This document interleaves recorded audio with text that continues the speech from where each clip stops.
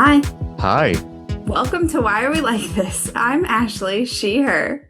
And I'm Adam, he, him. And today we are back to talk about Heartstopper Season 3, Episode 1, Love. Woo! Oh, yeah. Very, very excited to get into this season. I have so many notes. This is such a good season opener. Before we dive in, I did want to shout out a couple people. When I came up to see you in New York, we went to get coffee and our barista was lovely and a Heartstopper fan. So we wanted to say hello, Charity, if you're listening. Yeah, she was a babe. Yes. Yeah, that was so lovely because like you had the Heartstopper like bag on and then she recognized it. Yeah, and then we had like a little chat and then yeah, she was so kind, so sweet. Made damn good coffee as well. Let's put that out there. Yeah, it was delicious. Really nice. The iced coffees. We were iced coffee gals in New York. Yeah.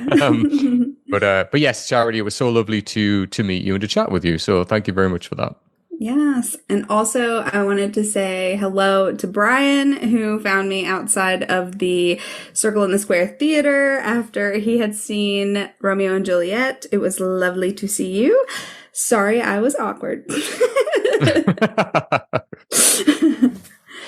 So yeah, do you have any like top of the episode things you want to say before we dive in, or should we just go for it? Yeah, just to echo a little bit of what you said, Ash. I think this is a great opener to this season. There's some great moments from the graphic novel, which they absolutely nail, when we get to them. But some of the music in this episode in particular, which we talked about in our episode 0, which stunning, which I loved. But yeah, some really, really lovely moments and some great foreshadowing for the rest of the season. So for people who may not have read the graphic novel and unsure what may have happened going into this or what was going to happen, the kind of seeds are starting to be sowed right from this episode. And I think the payoff when we come to those is fantastic. So yeah, great opener. Excited to talk all about it. Yes. Okay, so we start off in Tori's room. And I think it's so interesting that we're starting this season off with Tori and not Charlie. Because season 1, right, starts with Charlie walking into school. Season 2 is Charlie getting ready for school. Obviously, there's no school at this time because it's summer. But they still could have started it with Charlie, and they didn't. They chose specifically to start it with Tori and to start it with Tori perceiving Charlie. Which I think is such a brilliant choice because this season, Charlie's going to be perceived in a way that he hasn't ever had happened before. Like up until this point, he has hidden a lot of parts of himself and kept this facade up for his family and friends, right? And that's all going to kind of crumble this season. And I think it's just such an interesting way to start the season. Yeah, I agree. And I think for me, Tori has always been one of the unsung heroes of the entire thing. You know, she's always there ready to defend her brother. And I really love that. Their relationship for me is one of the most positive things in the entire series. Yeah. The way how when Charlie comes to conflict with his mother, she's always there ready to speak, with Charlie, not for Charlie, but speak with Charlie and say, hey, have you thought about this, Mom? She's always got his back. But I love that we start this with her perspective because that's really interesting because it's something that, in many ways, kind of earlier on, she's kind of been the weird, gothic sister vibes, comic relief in some ways, saying one line and it's been great, don't get me wrong, but every other character's kind of had that development, whereas, Tori, we've really kind of waited to see more. And in a way, it's been an extension of Charlie for a long time. But in this season in particular, when she starts to kind of explore her story with this new partner potentially of what's going on there is really interesting. And the dynamic there of what that means for her comparatively with her brother. And then that beautiful moment on the Christmas episode when she says, don't forget, so I'm paraphrasing, but she basically says to Charlie, don't forget about me. What about me? And gets really teary. That's stunning. So I love that. It's kind of just, again, what I said earlier about sowing the seeds of something.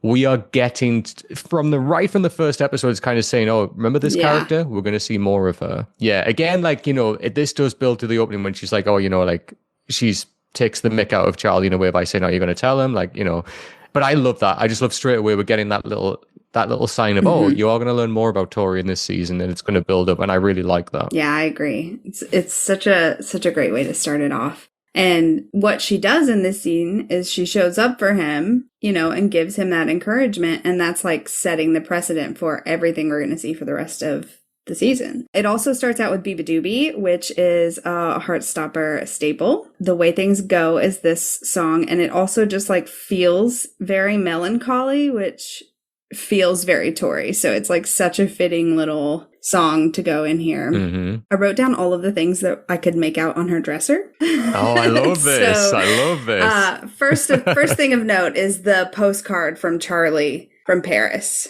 So that's super adorable that she kept it and like has it out.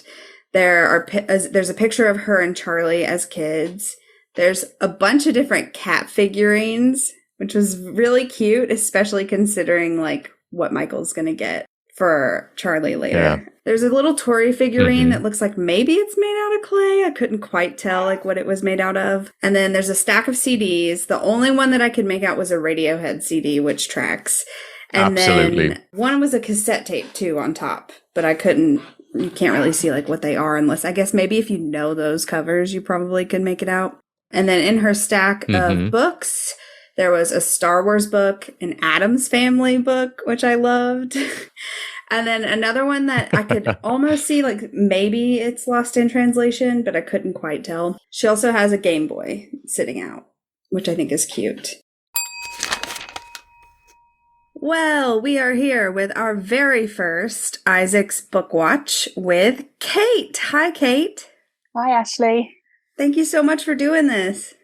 Oh, not a problem. Lovely to be here. So I'm Kate. I'm from Isaac Reads Books on Instagram, and I am building sort of an encyclopedia of all the books that pop up across the Oseman verse, so in Heartstopper and also across our other books and novellas and things like that. So I have been looking out for all of Isaac's books through season 3. Yes. And it's a great page. Everybody should go check it out. I love when you make a new post. I'm like, ooh, what? And I don't even read that much, but I still I need to know all of this information. Thank you. So in episode 1, we've got quite a spread of books. The first book that we saw, we actually were made aware of in a promo image that came out. It's Isaac and Charlie sitting at the beach, and we see Isaac reading Genderqueer, which is a book by Maya Kobabe. It's an autobiographical comic about a journey learning to identify as non-binary and asexual. And they wrote the comic to explain that to their family so that their family could understand what they were going through and how they were now identifying. For those who are interested, it is one of the most banned books in America. I know some people like reading those books to make a point. I haven't read this one, but it looks really interesting. At this point, we do also see Charlie reading Jack Maddox's book, 10 Things I Hate About Plato, which obviously is a fictional book, but a nice bit of foreshadowing there for the Jack Maddox plot that comes later. I do want to say that's very interesting that they place genderqueer there, considering that he's about to basically come out to Charlie. Yeah. They're really good at putting his books on point for whatever's going on in the scene. They are. It's such a nice placement, isn't it? Thinking about he's learning to come to terms with the identity that he's just found and how he would explain it to other people. So I think it's perfect. Yeah. We also catch sight very briefly of 2 other books he brings to the beach. Yes. I have to thank the internet sleuths for these. I could not do it. One is The Argonauts by Maggie Nelson, which is also autobiographical. It's a memoir about her relationship with an artist called Harry Dodge, who's transgender and gender fluid, and their journey into getting married, starting a family, things like that. And also a book called In the Dream House by Carmen Maria Machado. Again, a memoir, this time about a relationship between 2 women. I haven't read this one. It looks like it is darker, themes of abuse. The relationship isn't such a good relationship. So I think it's interesting, Isaac's selections, not exactly like beach reading, but what he's brought are memoirs, people reflecting on going through, moving away from the heteronormative part of society and probably helping him explore that himself. Hopefully he's also got some light reading to break those up, though. Well, he's not much of a light reader, is he? No, that's true. So the other ones are Tori's 3 books, yeah. I had questions about Tori's 3 books because I wrote down different books, and now I'm questioning if I didn't write down movies. Oh, yeah. She has some on her shelf. I think they're VHSs. After seeing your list And then thinking about it, it's like Star Wars and the Addams Family. It's like, I think the Breakfast Club is there. And I'm like, yeah. I think we were already recorded that episode too, and I said they were books. So I don't actually think they're in focus in the TV show. They're in focus. Alice dropped a promo image a couple of days before the season dropped, and they were in focus in that image. So they're stacked like sort of to the right of where the VHSs are. Right.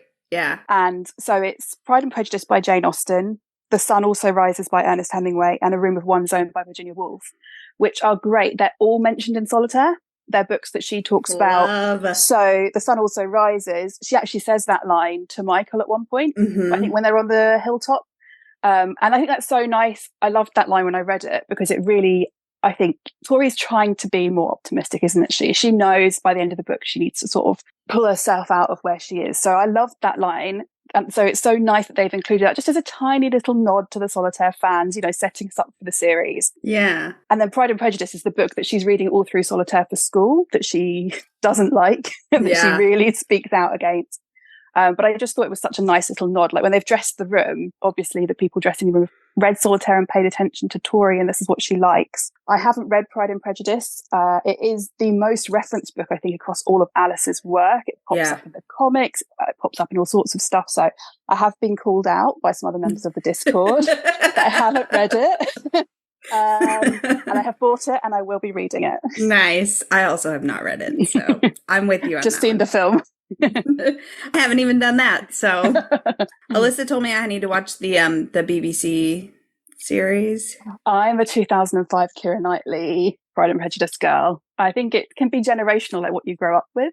Yeah. I prefer that one, but I know people feel very strongly about that. So, yeah. I need to watch them both so I can pick a side. Yeah. Cool. So yeah, I think that's episode 1. All right. Thank you so much. Yeah. We'll see you in episode 2. Thank you. And then the other thing of note, not on the dresser, but beside her bed, there's a pile of dishes in the floor. And I was like, your mother is going to lose her fucking mind when she sees those dishes. Oh my God. You know what? I love stuff like this when we see it in TV shows and movies, when it's visual storytelling, right? So no lines are spoken there, but already we're getting an idea of, who this person is, or their personality, what they're into, everything like that. And it's just, that is perfect. All of those little things. And you and I can sit there and say oh yeah, that tracks. That's definitely what she would listen to. That's the type of movie that she would watch, whatever it may be.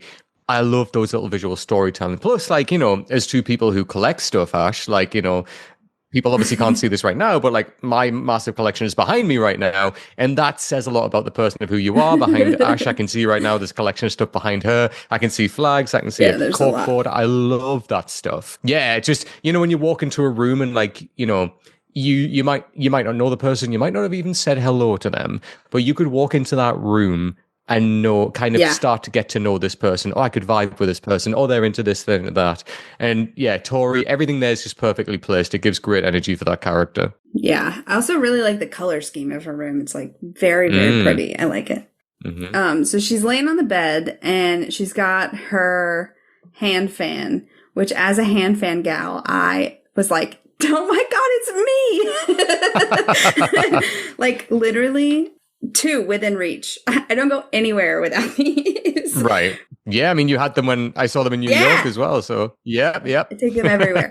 And so, I was very excited to see that. My one note about it is that she does still have on 3/4 length sleeves. And I'm like, if you're so hot that you're fanning yourself, maybe wear a tank top or a t-shirt or not something with long sleeves, but whatever, you do you.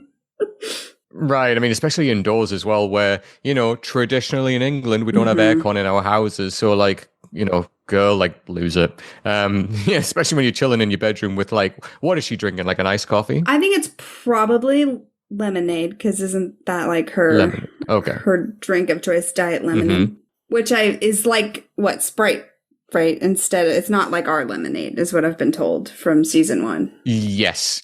Lemonade to us is Sprite, 7-Up, Schweppes, something like that. Yeah, not this cloudy, could run a rocket type fuel.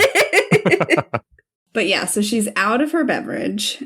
And so she hops up to go get some more, notably not taking the dishes downstairs. And she hears Charlie practicing in the mirror. He says, Nick, I have something to tell you. I love you. I'm in love with you. And I just wanted you to know. And you don't have to say it back yet. I mean, but I hope you do. And when she hears this, her face is immediately mischievous. And I was like, yeah, as an older sister, correct. This would absolutely be what I did. And the actress just gets it, you know, like the way she performs that role, like just raising those eyebrows slightly just says so much without saying anything, you know, it's perfect. Very slight smirk that she does. Yes. Like just corner of the mouth type smirk, like, because she just gets it. I love that. But as well, like this tracks so much for Charlie. Like Charlie would absolutely be the one to say it first. Like he's always the one who's led more emotionally. He's the one who's been kind of, I guess, more aware of his emotions.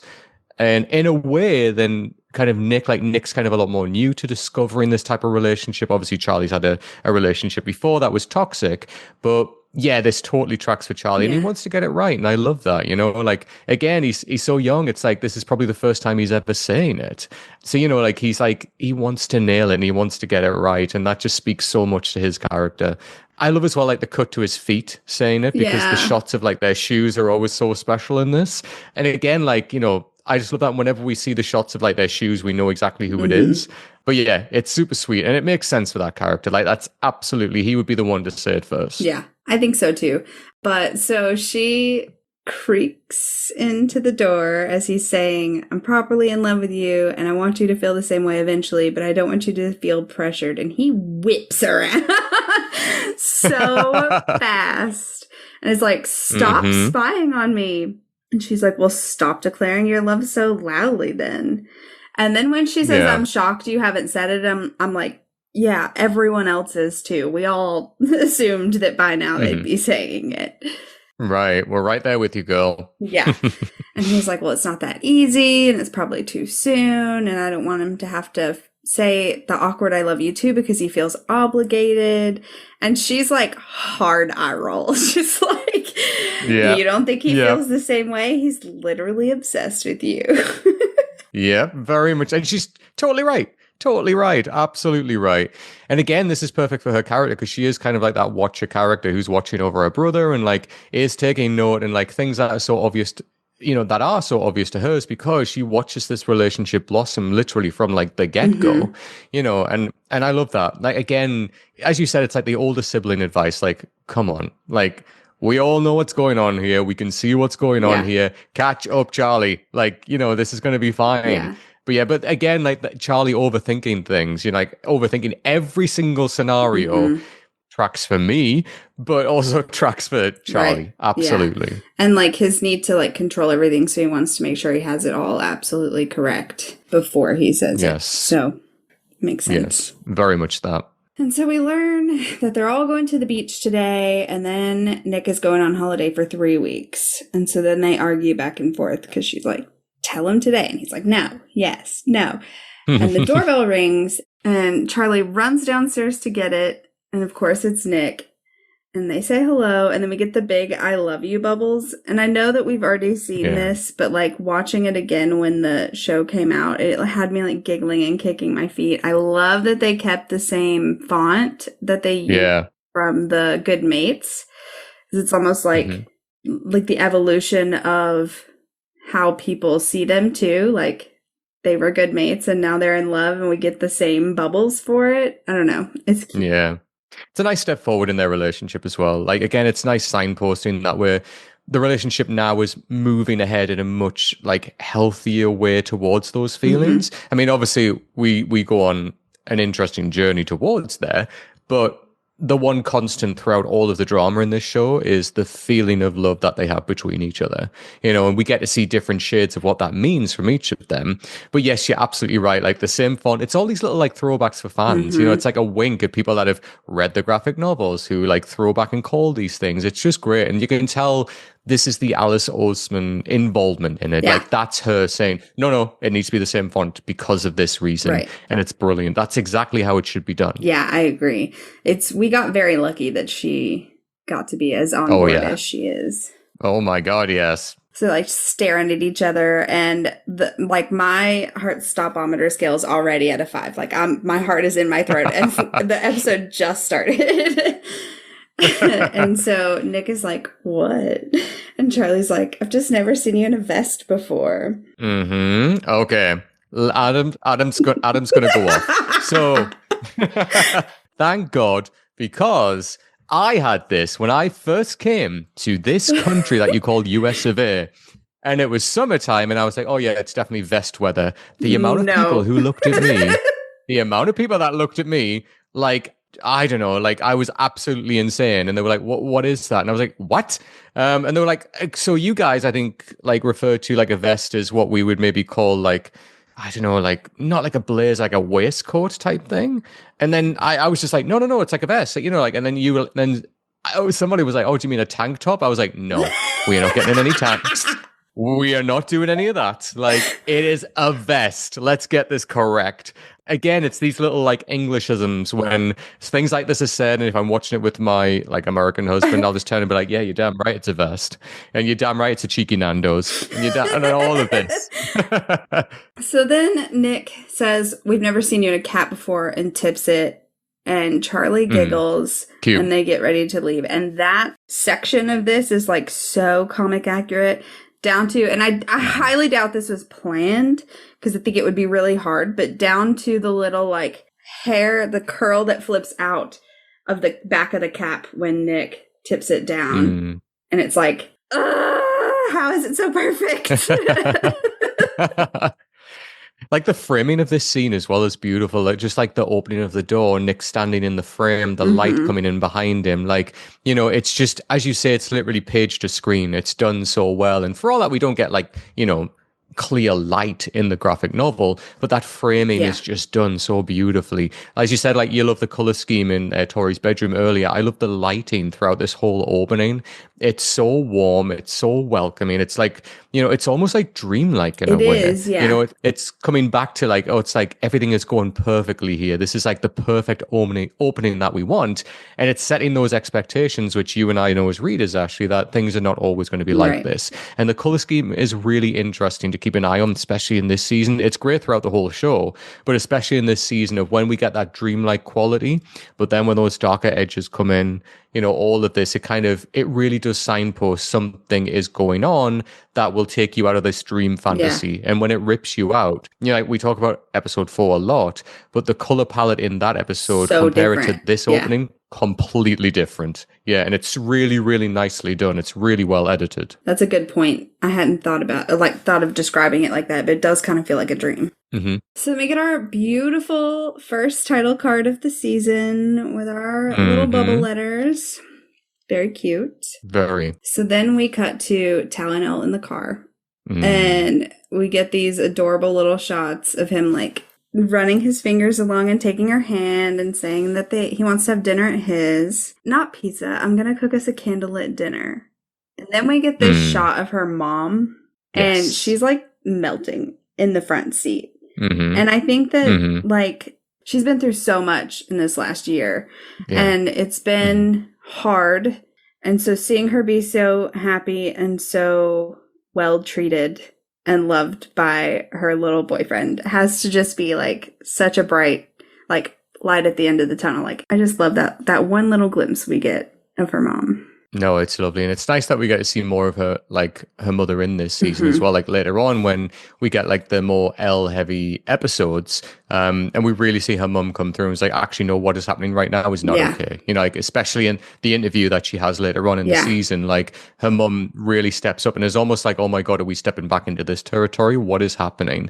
But yeah, it's a lovely moment. It's a little moment that says so much, you know, like, as a mother, it's so nice to see like her daughter so happy with Tao and like that Tao's like besotted with her, you know, like that's so lovely to see, right? But also as a mother who is like, you know, been so protective over her daughter for so long, it's nice for her probably to feel like I can like take my hands off the reins for a moment here because I know she's in good hands. Exactly. And that's been the worry for her for so long. And they've been through a lot together, So it's nice for both reasons that she looks, and that little smile, it's a little moment that says so much. It's really well done.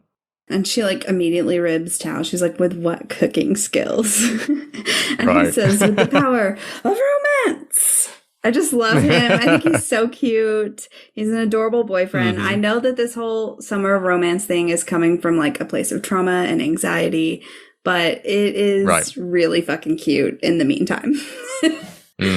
I agree. And Tao's an interesting character because I will admit earlier on, it took him a little bit to win me over because a lot, it's hard because I know he didn't intentionally mean to out Charlie, but that's still a serious thing, and then I know they have the big reflection about that in previous seasons, which of course that conversation absolutely needed to happen. And I'm so pleased that it did. And, there was a lot that built from that when he was given Charlie crap, earlier on for oh, you're spending all this time with your new boyfriend, you're forgetting about me, blah, blah, blah, blah.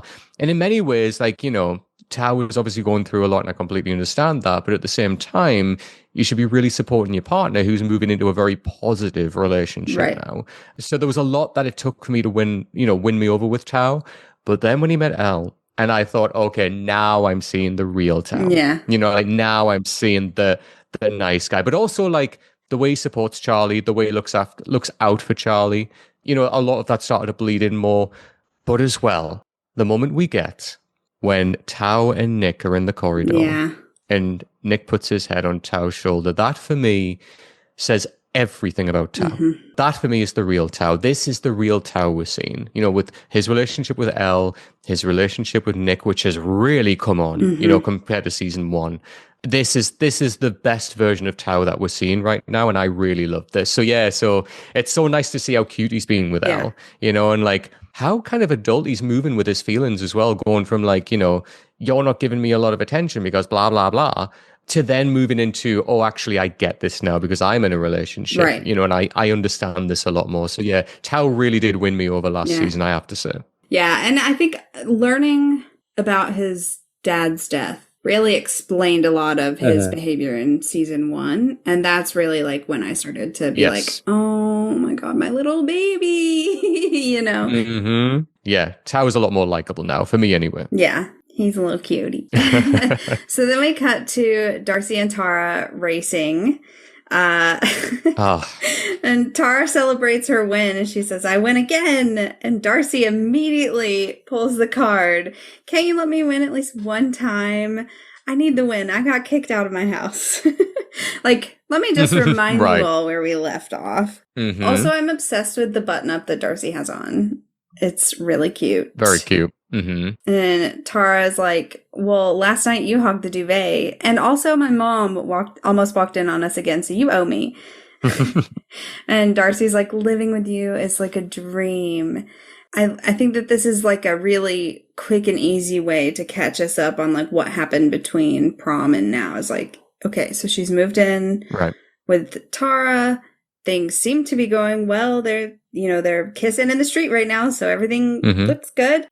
Their relationship, I love it. And I mean, I might have said this on the podcast already, so I apologize if I'm repeating myself a little bit, but I definitely said this to you, Ash, in person. But the end of season 2, Darcy and that storyline broke me because, we've had this conversation, but that's very, very familiar with my situation. And a little bit of that bleeds into this as well, still with them two living together and what that means for their dynamic. But so just to have that go that deep, that really kind of rocked me emotionally, but in the best way. I always say the best art is when you can kind of see yourself in there somewhere and it really connects with you on an emotional level and brings out those emotions, whether it makes you laugh, whether it makes you cry, and I have an emotional memory, so that's what sticks with me, and I love that. So their relationship is so I love it so much. I really, really love these characters. Same. And I think it makes sense that she would move in with Tara. Oh, absolutely. That feels like the natural next step. Because we don't know anything about her dad. Right. Which I think is very interesting considering that this Gran is her dad's mom, it sounds like. Right. It's where is your dad? The mystery man. I have questions. Plus her Gran's an icon. Oh, yeah. Her Gran is an icon. Yes. I would rather have her any day over some man. So... Give me grandma any day. So Darcy breaks the kiss, says head start, and she's off. And I love Karina Brown's cackle. It gets me every time that I watch this scene, or anytime that I hear it, honestly. It's such an iconic laugh. I love it so much. Right. So they run up to the group, and I just want to note that Tara runs up first. So it looks like she won anyway, even though Darcy got a head start. Damn right. And then Tara immediately runs up and hugs Nick first, which I thought was so cute because I love their friendship. Sim, big sim. And I love that it continues to grow each season more and more and more and more. Yes, yeah. Darcy hugs Sahar and then goes over and fist bumps Isaac, which I thought was adorable. Tara and Elle like compliment each other's hair. And Charlie hops on Nick's back, and Tara links arms with Nick, which is so cute. Very much. Isaac is checking out his books, of which he has brought 3 along to the beach, which tracks. And then we get Imogen. Here we go, my queen. Yes, and she is struggling to carry all of her shit. And I'm like, this is me. This would be me. I always have too much shit. It doesn't matter where we're going. I'm like, let me take everything we might possibly need and then some. And Sahar calls her out on it immedially. I love that. She's like, I told you not to bring all of that. And she's like, no, I need it all. She's like, I'm bringing the fun. Which I just love her so much. Yeah, God, yeah, like her carrying all of that stuff, I was like, that makes sense. That's totally right for that character. And it's just hilarious seeing her struggle with like carrying like 70 things. Like, I love it. I love it so much. Yeah, sweet baby girl. She has so much love to give, and she just wants to be loved, and she just wants people to like her. And as one too much girly to another, I can relate very much to Imogen. Oh, I love that. So they walk down to the beach. They're adorably paired. Darcy runs up, and we get the iconic comic shot of the gang all together, and Darcy yells, "The Paris squad is back together," which is super cute. Also in the background, as they round the corner, you can see Imogen like try to get Sahar to take the float that she has. And Imogen's like, nah, you did this to yourself. I mean, Sahar's like, nah, you did this to yourself. She's like, I'm not taking shit out of your hands, which is so cute. Right. And so they're getting settled on the beach. Tara's blowing up the iconic donut float, and Darcy's cheering her on. You're amazing. I love you. And Nick walks up. We have to talk about his bisexual swim trunks, which is adorable. I like to think that Sarah got them as like a supportive mom gift. She's like, 100%. I found bisexual swim shorts for you. Also, this is where I have a small rant. Ooh, because go on. this motherfucker has on sandals. So that means we know that he owns them and could have worn them in the past, but he didn't. And so I have to point it out. So, and another story is that these were the first scenes that they filmed for the season. And they were, they were everywhere. Like so many people, I guess the location like got leaked. And so people were showing up and like filming them and taking pictures. It was all over Twitter. And I like, that's the first thing, I'm like, oh, this is a photo that's got leaked. I shouldn't look at it. But while I'm looking at it, he's got on sandals, motherfucker. So why didn't you wear those? And right, when they're at the beach. It drives me nuts. And I will say, yes, this is a sand beach and the other one was a rock beach. Right. But I still think he could have thrown those sandals in that backpack with those towels. Easily, especially when you're running into the ocean. Yeah. Like, whether it's sand, whether it's rock, you still run in the ocean with your socks and shoes on. And that is not a good look, especially getting on the train later on as you see a squelching everywhere. Not worth it. Not worth it. I know you're announcing you got a boyfriend, but God, like, put some sandals on and then do it. Yes. And then towel those feet off. Or just stop right before you get to the, like Charlie did. He stopped right before the waves could touch him. Because he's smart and decent. Because he gets it. Yeah. So he peels off his shirt and Charlie's immediately flustered. And he's like, will you do my back? Charlie's like, sure. Mm-hmm. And then we see Nick, and he's also very flustered that Charlie's touching him. And we get our little like firework sounds and hearts and flowers and lightning bolts. And then we get the like chicken scratch I love yous, which I think is such an interesting distinction from the like excited because I'm deciding to tell him I love you today to the, oh shit, I'm here and I don't know if I can do this. I love you. Also, then in this anxiety vision that he has, we get the dark bubble around Nick, but it's also tinted pink at the same time, which reminds me of his little daydream of like, I love you. I'm gay too, and I want to be with you forever. Do you want to join the rugby team? Right. And there's another scene later in the season that also reminds me of that. And I think it's interesting to tie all of these together with that. Yeah. So he anxiously sees Nick saying, well, thank you, but I think it's too early for me to say that. And he kind of comes out of it. And Nick asks if he has sunscreen on. And he says he doesn't burn, he just tans. And Nick is like, just tan? I'm like, his ginger brain can't compute. Absolutely not. Nope. It's all about that burning skin. But can I just say as well, the face acting between the pair of them in that scene alone is so great. Like the anxiety, but also the like, ooh, like look at my man with his top off. Like capturing all of that together, like it's just brilliantly done. And plus straight away we get the anxiety of like, you know, the body anxiety from Charlie as well straight away. Like of like, oh no, like I'm so pleased that I'm with, you know, that I have a boyfriend who feels so confident to take his top off, but that would not be me. And again, like we do that conversation later on when he says like, oh, you know, if we go in the water together, I leave my top on? Obviously, and he does. And obviously that's so more meaningful for when we get later on when they first have sex. And obviously Charlie takes his top off, and that makes it's like these little seeds, these little moments which have a big payoff later on for the evolution of that character, you know, that journey that Charlie goes on. So it's these little moments, but that face acting between them, wanting to show emotion but also not wanting to show things, it's brilliantly played. Yeah, I agree. It's so good. And the way that like you can see the flip in Joe's face when he like comes back to from his daydream is like really good as well. So Nick gets like mischief face and rubs his hands all over Charlie, all over him. And Charlie's like, that's disgusting. Stop. That's disgusting. And Nick says, everyone needs sunscreen, Charlie. And my question is, realistically though, how much could have still been on his hands? Charlie's already done his entire back. Zero. That's how much. Yeah. When like there's a little bit on his nose maybe, and that's it. So like he's gonna have a tanned face and then just an untanned nose. That's what he's gonna have. And so the others are like, we're going in the sea, come on. And Tara's like, stop kissing your boyfriend and hurry up. And Nick says, okay, when did you guys get so impatient?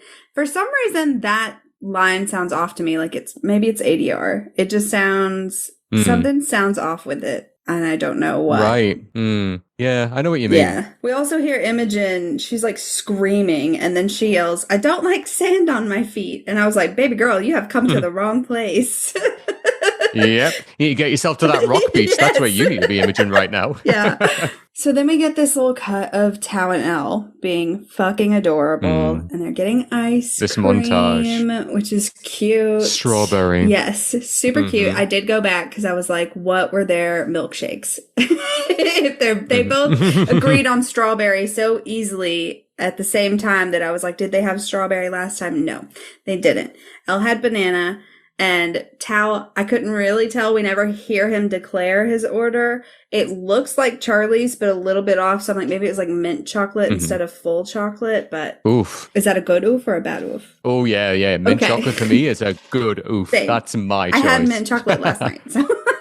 Yes, come through. So we get like Tao's taking pictures of her. Then they're inside the shop and they're buying something, but they've split up.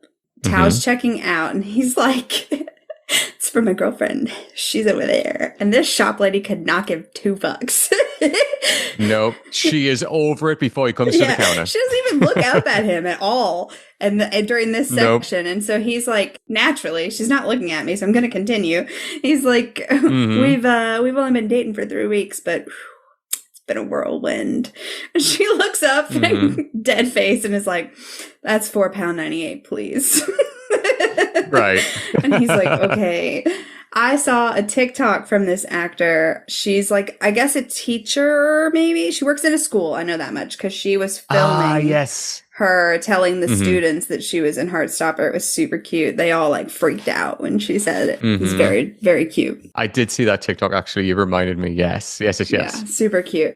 So he checks out, and then we go outside and they exchange their little gifts. Oh, they're so cute. Bless them.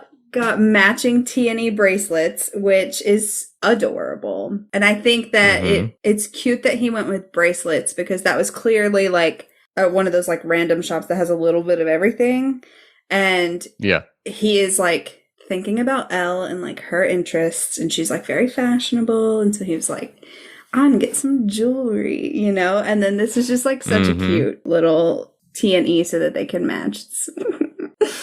And it works as well because like Tao the whole time is like trying to give her this perfect day, this perfect summer. So when she goes away, like his worry is that she's going to forget about him, you know? So like this makes sense. Like I'm going to give you something material, like with our initials on, so that you can't forget me. Yeah. It tracks for like what's going on at the back of Tao's mind throughout this entire day. Yeah. Oh, that's such a good point. And so she gets him a sunflower pinwheel. And I love his reaction of being like a little bit confused, but wants to be enthusiastic. He's like, a flower. It's so cute. Yeah. And she says, you got me flowers when you first asked me out. So I love his delivery of, we're so ridiculous. I love it. Like, they're so cute. I want to throw up. Like, they make me want to throw up. They're that couple. Yeah, the very sugary sweet. Yes. But again, it's like this dreamlike quality of the opening that we're getting where we know like these elements of like this relationship, we're going to get the polar opposite later on. Not because of like necessarily them, but just like experiences that they're going through. And we know that all of this is going to contrast with what we see later on. That's why the drama of this season plays so well, because it ebbs and flows with like we're up and then we're down and then we're really down and then we're kind of back up. So it's nice the journey that we go through with these little nicer moments, knowing what we've got to come. Yeah. They kiss and they get their little butterfly moment. I also want to point out that Elle has on butterfly jewelry in this scene as well. Her necklace and her earrings are butterflies. And I'm like, I love it when they tie in their little, like each couple has their own little floaty animation. And I love when it gets added in. Yes. Like Nick's got his little like leaf on his wall in the bedroom. And I'm like, oh, I love it. So we come back to the beach and they're playing volleyball. And Sahar says, Nick versus the girls. Tara's scandalized. Her face, she's like... I know, right? And Nick's like, how is that fair? And then we get another seed for Darcy. I feel like it did start in season 2 with the like suit and like all of that stuff, but this is another just little marble to put in that jar where Darcy says that they'll be on Nick's team, and Imogen says, Darcy, girls stick together. And she says, I don't care. I hate gender. And then her and Nick have like a bro high five, which is super cute. Right. Yeah. So yeah, I just love that they sprinkle in these little moments kind of all throughout the season that all will tie together. Absolutely. And the way even you said, like, you know, in season 2 there, like with Darcy wearing a suit to prom, like this has all been building from, you know, the first time we've seen Darcy. So it makes complete sense.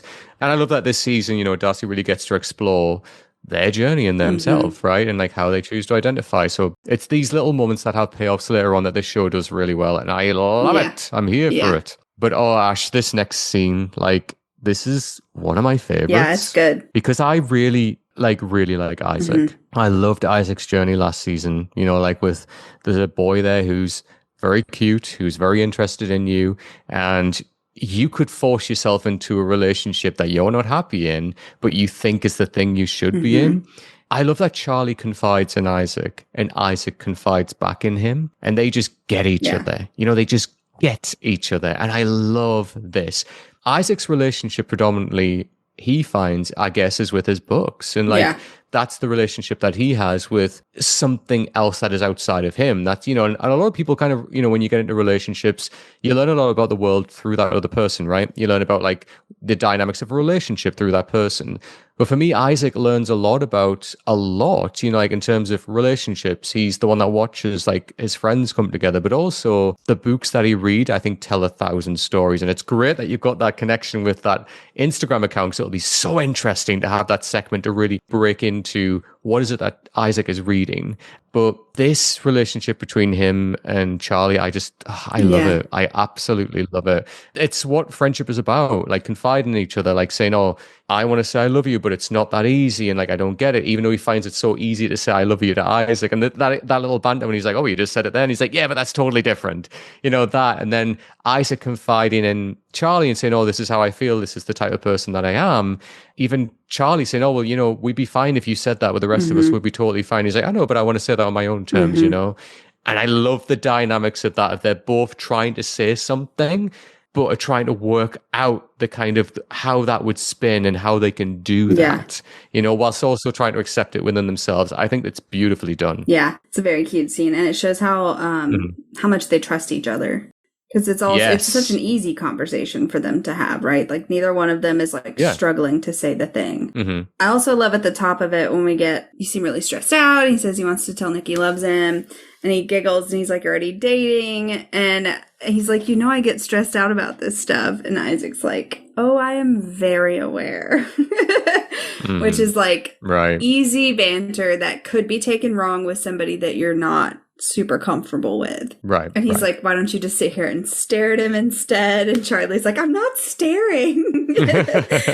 And it's valid because this is a completely different context than a changing room. Right. And this is a conversation that happens with Elle in the comics. And so I think that it makes more sense to have it with Isaac considering their relationship in the show. So I really like this change. Right. There's not a lot of changes that happen in this episode from the comic, but that's one of them. And I thought that it was a good decision. I agree. Plus, like, it gives that Isaac character like something to do. True. Like a lot more in this episode, because without this, we kind of would just be seeing him kind of reading his book, on his own, like as part of the gang. So I think it makes sense and it gives him that moment. And, it kind of leads more into Isaac's little journey on this season as well. And it also kind of references back to his journey from season 2. So I like that change happened. Yeah, same. And so then that's when he's like, I don't really get the appeal. And Charlie's like, what, with anyone? And they have that whole conversation about seeing someone attractive and feeling butterflies. And he says he's immune. And Charlie is immediately like, oh, do you think that means you're asexual? And he says, yeah, probably aromantic too. And Charlie's like, I don't really know what that is. And I'm like, you're so smart though. Right. Let's use context clues here. If you know what asexual is, think about aromantic and what do you think it means? But I love that Isaac says, honestly, I just can't be bothered to give everyone a vocab lesson because correct. Yeah. He does not need to define it for anyone. If there's something that you don't understand, Google it. We all have tiny computers in our hands all the time. So yes. Like, it's almost like an ownership thing in a way of like, oh no, you've got to tell me this because it's your thing. And that really drives me insane. It's like, no, like respect that person enough where if you want to find out about it, don't shine the spotlight on them because God knows if that person might not want to talk about it, like, and their experience. Like, it's up to you to go away and learn that. And then if you have that relationship with that person, then say, oh, by the way, like, can I talk to you about this? I was reading about it, but if we have that friendship where we can talk about it, I'd love to be able to talk about it if you're comfortable in doing that. But that's very different from just saying, hey, so I read this thing online, like I read, a tweet about it. So what's that all about? Drives me bananas. Yeah. So good on Isaac for pointing that out. Yes. I love the shot where Charlie leans on him. Yeah, it's cute. Yeah, very cute. Then they have the I love you. That's totally different, that whole conversation. So that was very cute. It's also, again, setting up what we'll see these two go through this season as well, because Isaac is like, oh, such a good friend. Such a babe. I have a lot of Isaac notes for later in the season. But So we get this aerial shot of the sea, which is so gorgeous. Love, love, love. Mhm. And we hear Tao saying, fish and chips, fish and chips. Which is correct. Yes. And we get this shot from above. Everyone's huddled on blankets. And they sit down with all of their food. And Tao starts to throw the fries everywhere. Mm-hmm. And he throws them at Isaac, he throws them at Imogen, and then Tara's like, I'm gonna get in on this. So then she starts throwing them, and then Isaac is like, stop throwing the chips, which I think is so funny. Yeah. And so then we get Charlie, and he's looking at his food, and we can see the anxiety bubble like start to fade in and fade out around him. And then we see Nick is like noticing that Charlie looks anxious, which attentive as ever. Yeah. And he gets up and goes over and he like gives him a kiss and he asks if he's not hungry. And Charlie physically covers up his food. And that really hit me in the gut when he like covered it up, because I have done that before. Like, just like, I don't want anybody to see like how much of it I've touched. Mm-hmm. And so that little detail really like struck me hard. Right. That makes sense. And like, it's definitely a show which, you know, we see things, whether it's a certain action or whether it's a character trait or whether it's the way someone describes something or the way someone says something, where, as I said earlier, like we see ourselves in that. Mm-hmm. And, you know, and that's why it hits with us so much. That's why Darcy in season 2, when, you know, we got the exploration of why they can't be at home, like that really hit strongly for me in one of the biggest ways, you know. And like, as I said, like that really got me. I was emotional during that section. And it's highlighting these things, but in a way where it's very respectful, mm-hmm. where it's handled really well. It genuinely is. I think that they do a really good job of being very realistic about things without dramatizing it, mm-hmm. which is something that a lot of shows struggle to do. Yeah. Props to them. Yeah. He says he's just a slow eater today, and Nick is visibly worried and offers we could always just go somewhere just us. But Tao interrupts, so they can't go down that train, mm-hmm. and he asks if they would want ice lollies, to which I say, ice lollies? Yes, it's an ice lolly. It's not an ice pop. We call it pop ice here. Oh my God, that's even worse. Yes. So like that for me is like quintessentially British. So when Tao said that, I was clapping my hands because, God, from being such a young age, I remember going to like a shop in like my local little town and just asking for like an ice lolly, and they know what they are. But to be fair, I will say this, is that an ice lolly normally is like, you know, something on like a wooden stick and it's made of ice, and that's kind of the thing you would have. Like, I think you guys would call it like a popsicle. Popsicle, yeah. Right. So that would normally be an ice lolly. What they have there is what I've always known as ice poles. So interesting that they changed it to that, like an ice pole. So it is literally the shape mm-hmm. of a pole and it's ice. But I do love that they still used a British term. So I'm here for that. We do have all the different flavors, though. They had like, I think he says cola a couple of times. Nobody wants the lemon one. Accurate. Yeah. Nick reads the room and tells Tao that they're all full up. And Charlie looks at him so gratefully. I love that. Yes, yeah. In the background while that interaction is happening, we hear Darcy says that their mom used to always tell them not to talk with their mouth full, like as they're actively talking with their mouth full. And then they're like, but now I can do what I want. Mm-hmm. And Tara giggles and she's like, that's true. Yeah. And then we hear Tao say, think fast. Mm-hmm. So he's still throwing the fries. Mm-hmm. Throwing them chips around. What is HP sauce? Oh my God. Okay. HP is a brand in England. So HP makes stuff like tartar sauce. They make brown sauce, which is my absolute favorite. But yes, so HP is a brand of like condiment. Mm-hmm, mm-hmm. Okay, heard. So then we hear Tao say, what came first, the fish or the chips? To which Tara immediately says, the chip. And then later we hear Isaac say, dinosaurs, do you not read? So they walk back down to the sea. We get Darcy fawning all over Elle's little cover-up, and I agree. It's super cute. I love how long and flowy it is. Beautiful. And she says that Naomi said she liked it. And I thought that was an interesting line, because I think that for Elle to meet Naomi was probably like an instant connection, instant staple. And she's like a cool girl from the art college. So like she would absolutely be influencing my fashion choices if it was me. So I thought that was very cute and very real of her to be like, Naomi said she liked it. So I thought I'll get it and I'll wear it. Right. Very teen girl.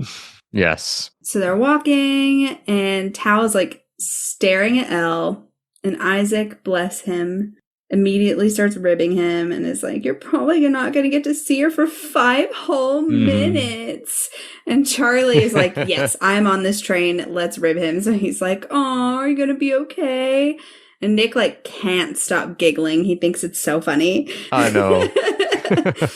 And Tao's like, we're having our summer romance. It's perfectly normal. Isaac's like, yeah, you cancel all your plans with us. And Sahar is like, don't worry, the honeymoon period won't last forever. And Tao whips around and looks at her and is like, it might. And I just want him to feel secure because I fully understand where all of this is coming from. But also, like, you gotta have some trust and some faith that your partner, like, likes you and is going to keep you around. And so I'm ready for him to like calm down, which obviously we get to later in the season, but like this is, it makes me anxious to see him so anxious. Because like in that moment, that's not what he needed to hear. But Sahara's right, like in what she's saying, like absolutely right. But but obviously this is just a buildup of his anxiety, which he's not sharing with anyone else. You know, so this is just like him whipping around like that is so far removed of taking him out of this bubble of everything has to be perfect, everything has to be good. I need to give her the best day. You know, we need to be together. I need to give her all of this attention. I need to give her gifts.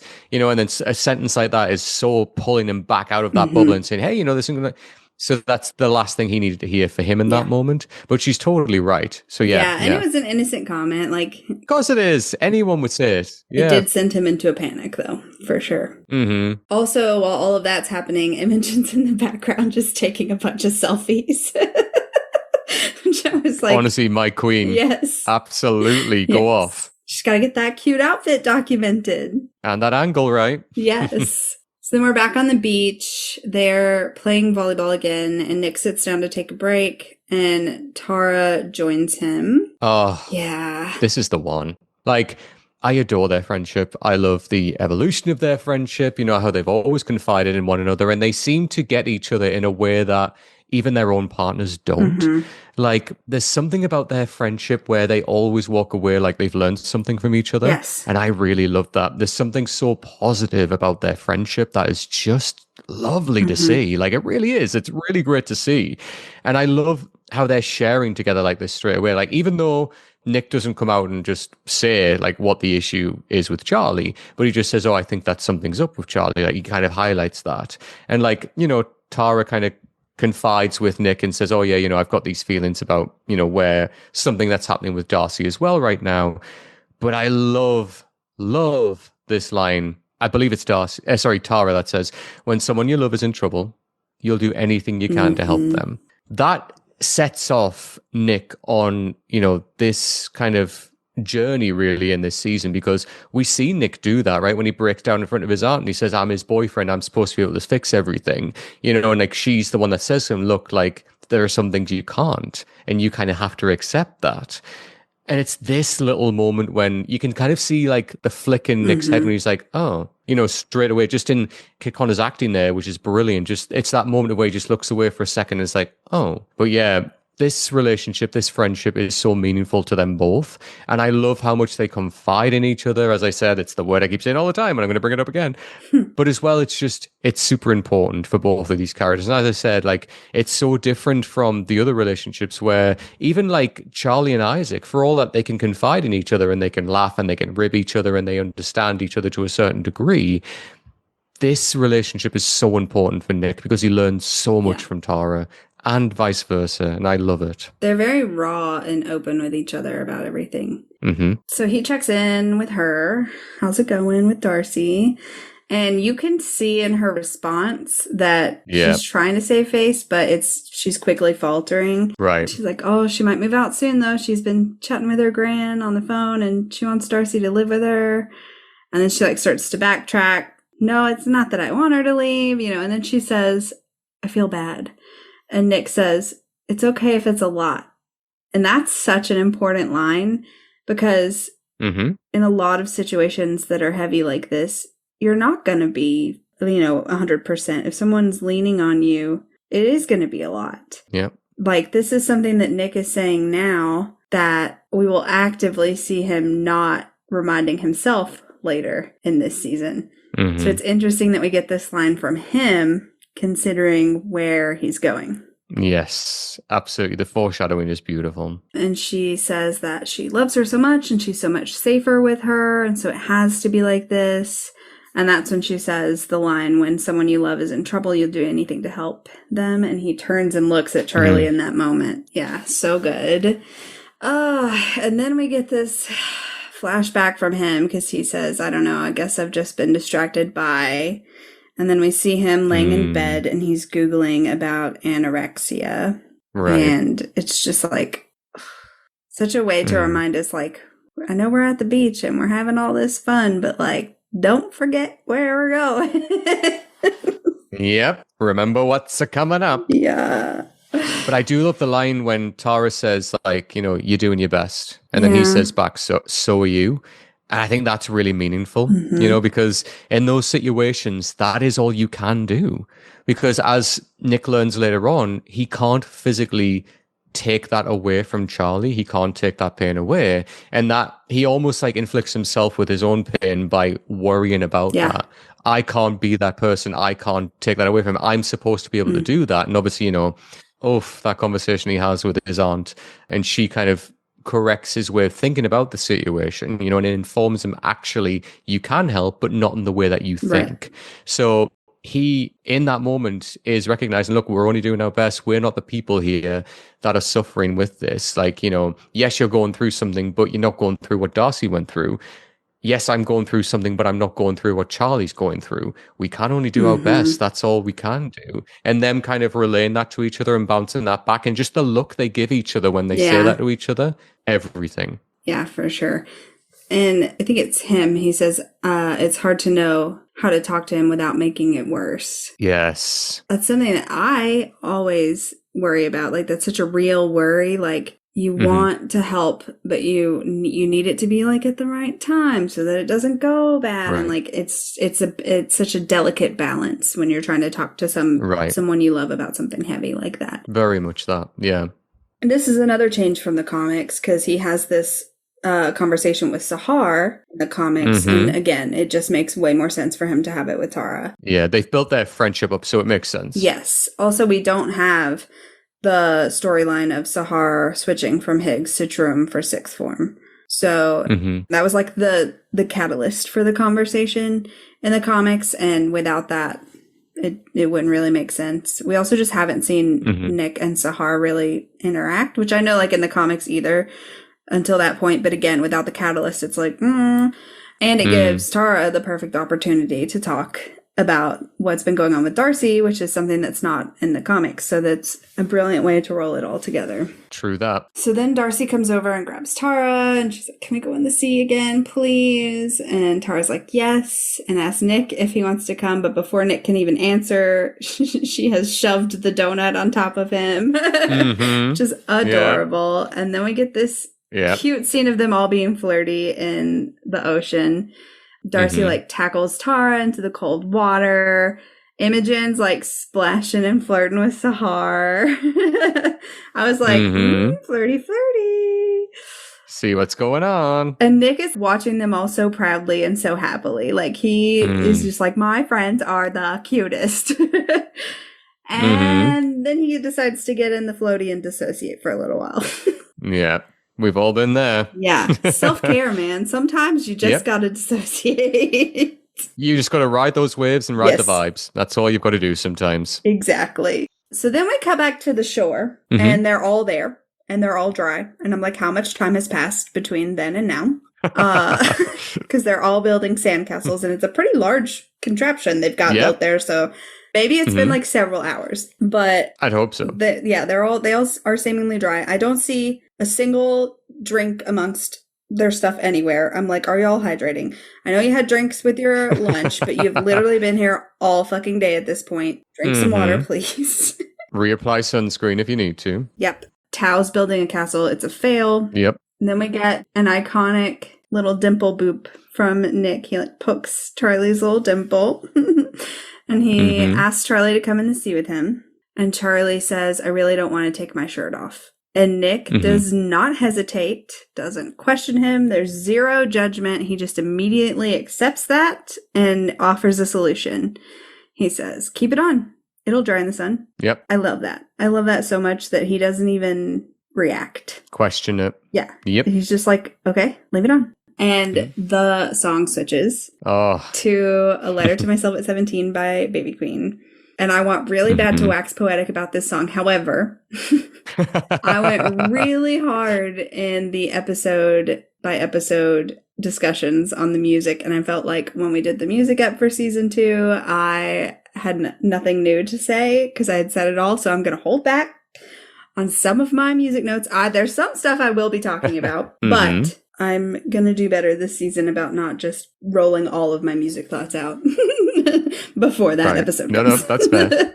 Totally fair. Totally fair. It is good. It's perfect. I have some notes about the cut of it, which I think is a little weird, but I think that this song was great choice. We get this shot of them from afar as they're like holding hands and going into the water. I have no proof, but I heard that these were the body doubles that are going in. Oh, really? Interesting. Because they shot this. I mean, that water's bloody cold. Yeah, in October. So it was so cold, which is another thing that's hilarious because as we get the close-up shot of them again, Nick says, I wish it was a little bit colder, actually. Right. Probably like freezing to death in that scene. Yeah. And Charlie is so cheeky and he like tentatively splashes Nick and Nick is not happy. And seeing this scene, I immediately was like, I think that this is Kit and Joe. I think that Joe was like, splash, and Kit was like not having it because in a minute they splash back and there's a more like splashing back and forth and they're like laughing and stuff. I'm like, these were the scripted splashes, I think. And the other one was just Joe being mean because it was cold and Kit didn't have on a shirt. And that makes sense for their friendship as well because they clearly get on really well. So these little moments are just like perfect because the chemistry between them is already great. So it makes sense. So good. Then we get this parallel with Boyfriend where Nick picks him up and he's like pretending like fake drop.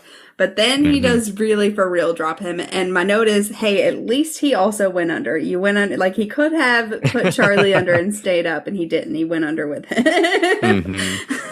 But like the next part as well for me is just this for me is like the shot. When they both come up out of the water and the way they look at each other before they go in for the kiss is that for me is like the money shot right there.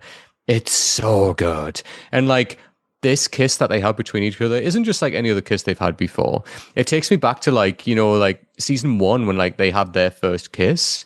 It reminds me of that, but it's like an evolution of that. The way they are looking at each other in this is not like the way they've looked at each other casually, and probably not the way they'll look at each other in a similar way for the rest of the show. They're seeing each other, they're understanding each other differently in this moment. And then just the kiss is so passionate between them.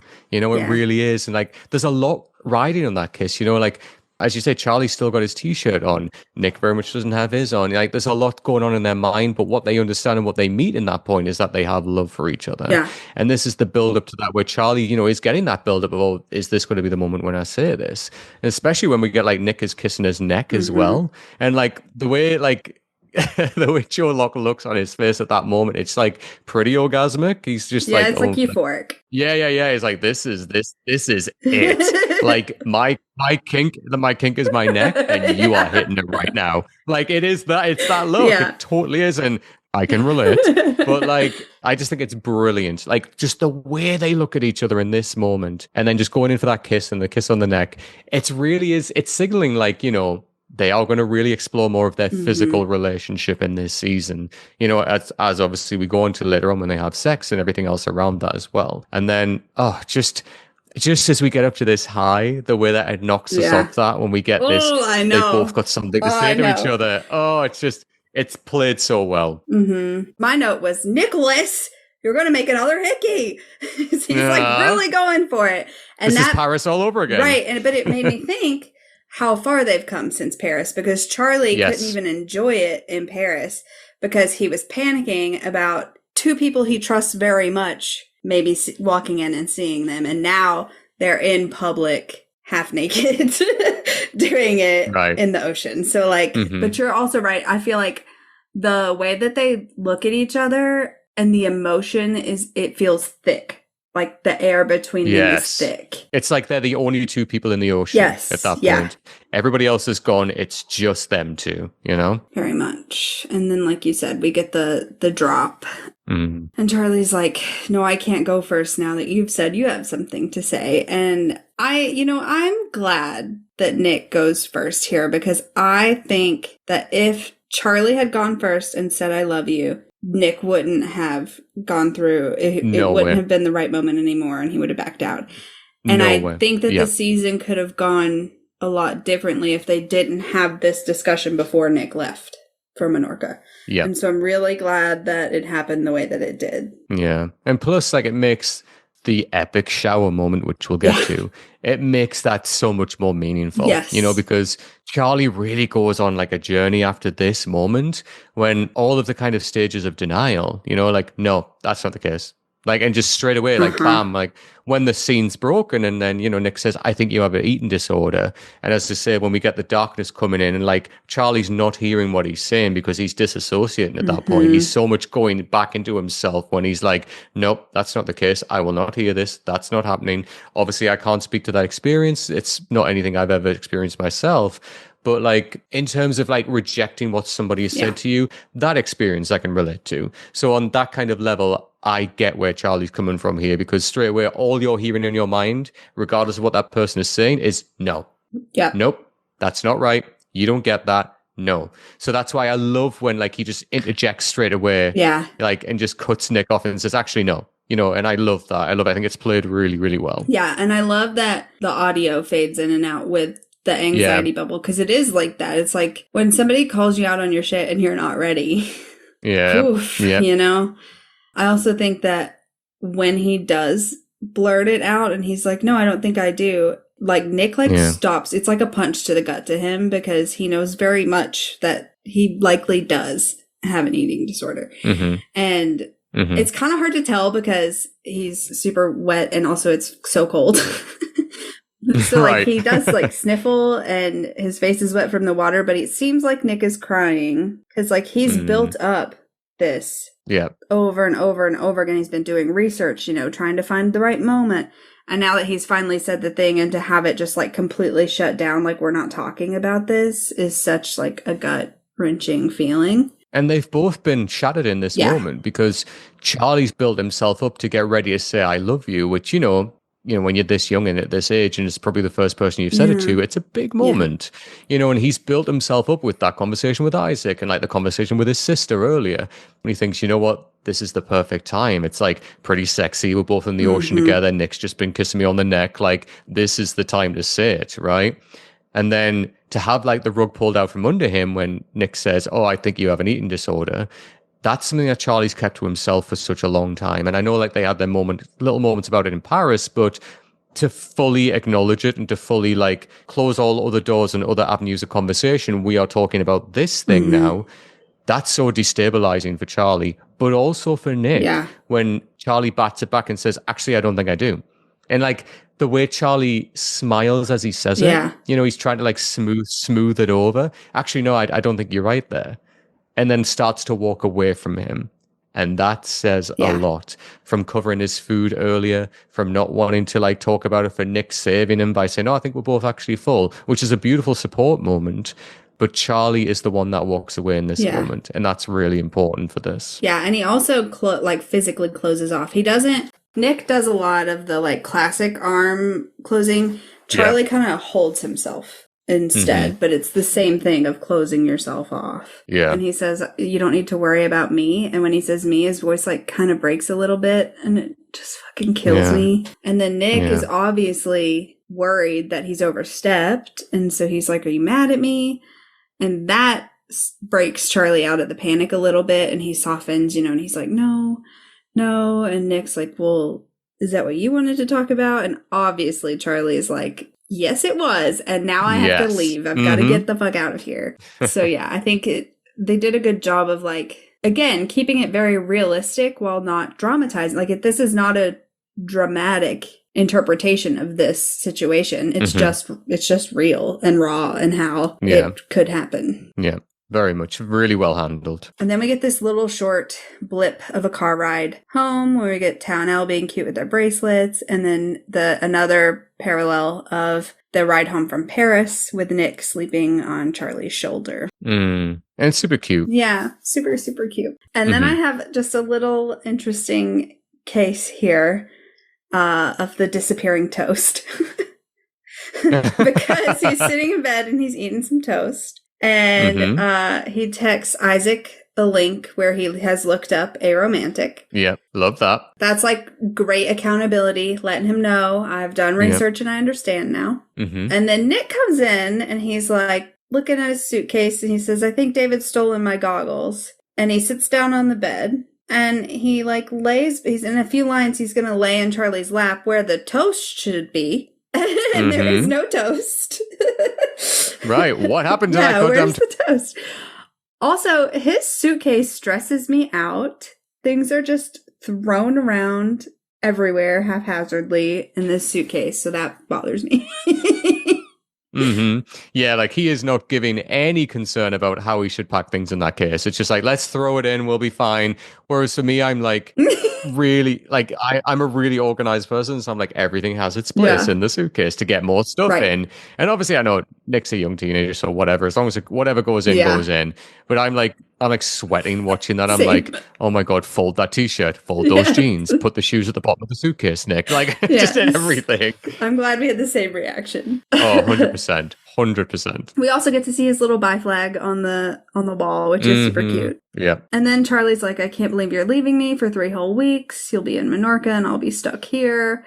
It's going to be the longest we've spent apart since we met, which is important because I think that a lot of people don't understand what it's like to be away from your childhood love or whatever. But then the fact that they've also never spent time apart. They have literally been glued to each other since they met. And this is when he cuddles up to him and they have this conversation about, are you going to miss me? Maybe a little bit. And then Nick stands up and says he's going to go have a shower because he's got sand everywhere, which is true. When you go to the beach, that shit's fucking everywhere. Literally. And then he's like, movie after?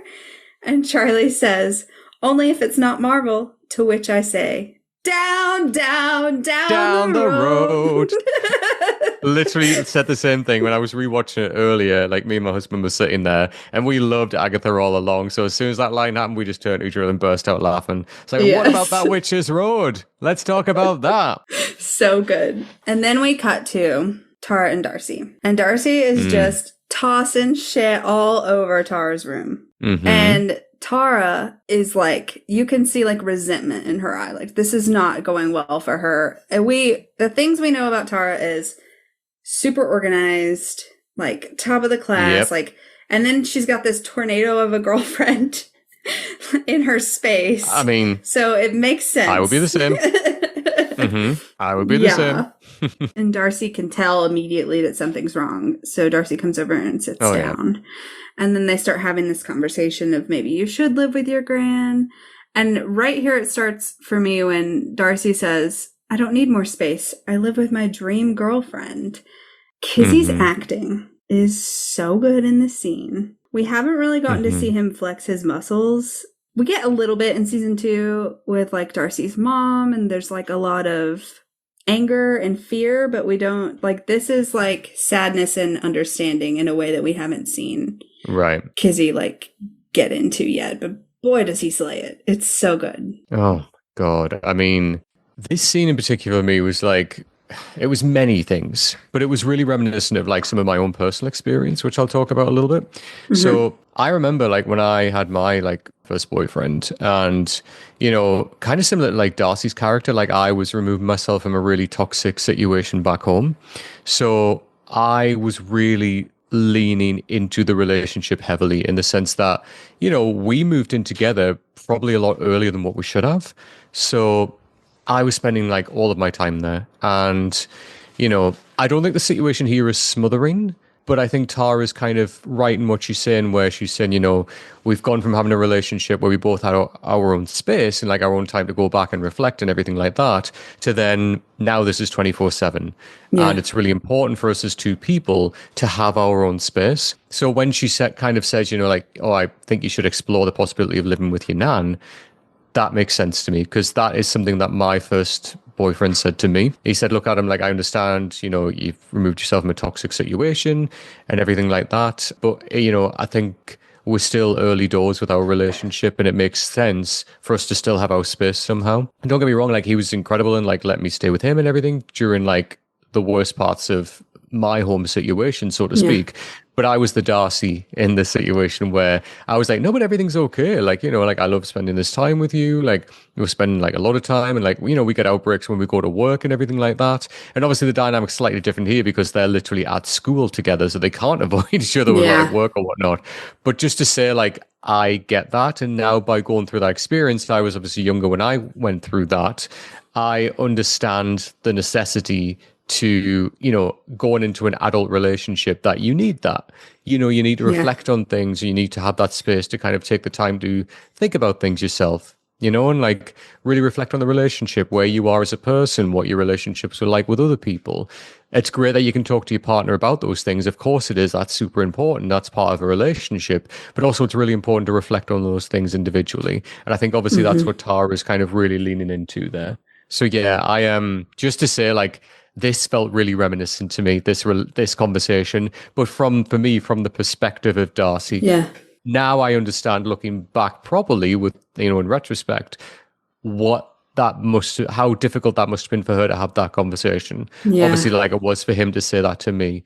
So it was just interesting, as we were saying earlier, Ash, how like, we recognize our experience in this show. Like, and it's weird, it's always Darcy with me, but again, I recognize that experience, and as a older person looking back on that, I'm like, oh wow, that took me right back.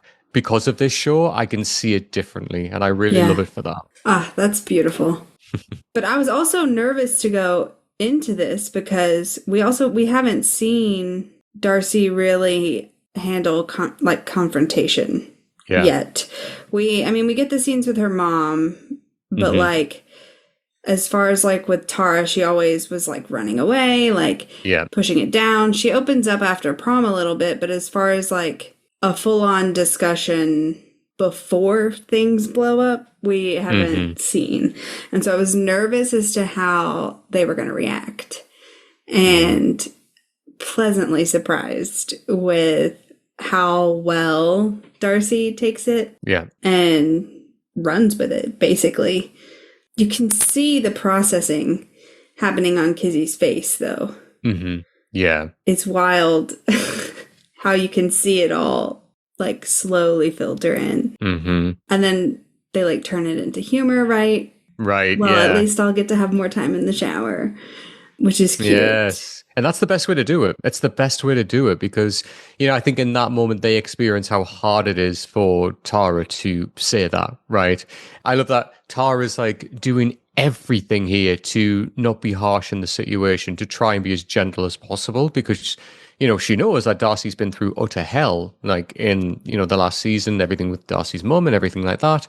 So, I love the way she's kind of not rambling, but she's kind of, oh, well, it's because of this and I hope you don't, and it's doing that thing where you're trying to like walk on eggshells around the situation. And I love that Darcy cuts straight to the point by cupping her face and saying, it's okay. Yes. Like, it's absolutely fine. And like saying it with a smile on her face. Like, I get it. I understand. I totally get it. And then you just say, finishing off with humor, that's the best way because you can just see at that point, Tara relaxes. Yeah. And that's exactly what you need. You've been so nervous of, oh my God, I've got to have this conversation and I hate that I have to, but it has to happen and it's going to suck. But then it goes the best way, and this situation is used perfectly. And I think that's great from Darcy, from learning from that when a situation happened previously in, their life that could not be diffused. So I love the learning from that, Yeah, it really breaks the tension. Oh, yeah. Yeah. Because it's tense, right? Yeah, I mean, Tara's terrified of how she's going to react. Like, I feel like that's what we are supposed to feel as the audience, is like that cringe of like, oh God, oh God, oh God, because that's what Tara's feeling. And then Darcy kind of like soothes all of us in that moment. Right. And I mean, obviously, Tara had that experience as well when Darcy just went MIA. You remember? And like no one could speak to them. So obviously that's in the back of Tara's mind as well, thinking, oh my God, like what if this sends Darcy away again and I can't contact them? So obviously that's playing on the mind as well, as long as everything else. So yeah, I really liked the way this scene was handled. And I think, Darcy just got it. And then plus we get the wonderful payoff with her iconic grandmother later, which I'm absolutely here for. So yeah, give me all the scenes with her, please. I was very pleased with the casting. Yeah, same. Big same. So then we cut to Tao's disaster of a kitchen. And Yan is like, are you sure that you don't need help? I love this. Like his mom's just like, I can see the disaster that's happening right now. Yeah. Like, we're about to be dancing in flames, but let's entertain this for a little bit. Yeah. And Tao is like, no, I'm doing this. I can cook a nice meal for my girlfriend. Like, go away. And Elle's like, I've been trying to help him and he won't let me. And then he like tries to take a sip or like a little taste of whatever the sauce is, and he like immediately regrets it. Yeah, you can see it on his face, just like yeah, tastes lovely. Not. She's like, we can just order pizza. And he's like, no, I promised you a summer of romance. We're going to have a romantic candlelit dinner. And she's like, we can have a romantic candlelit Domino's. And I'm curious, is Domino's like the most popular fast food pizza chain over there? So it is now, but for a long time it was Pizza Hut. Yeah. So when I was a strapping young lad, it was obviously Pizza Hut was the main one. People used to have like birthdays at Pizza Hut, like it was like the big thing. It's still around now, but like Domino's is just taken off. Like, yeah, Domino's is the one. I figured just because, like, in my 2 years of doing this podcast and being kind of, like, following the cast and stuff around, it's always Domino's. Yeah, yeah. And I'm like, wow, it must be really popular over there. Yeah, it really is now. So then we get Tao's, like, anxiety rant, where he's like, I just want everything to be perfect this summer. Everything's going to change when you go to Lambert. We've only got 3 weeks left together, and you're the best thing that's ever happened to me, and I don't want to lose you. And she cuts him off. It, like, starts to get faster and faster and faster, mirroring kind of, like, the Tara Darcy conversation that we just left. And she's like, Tao, can you calm down for a second?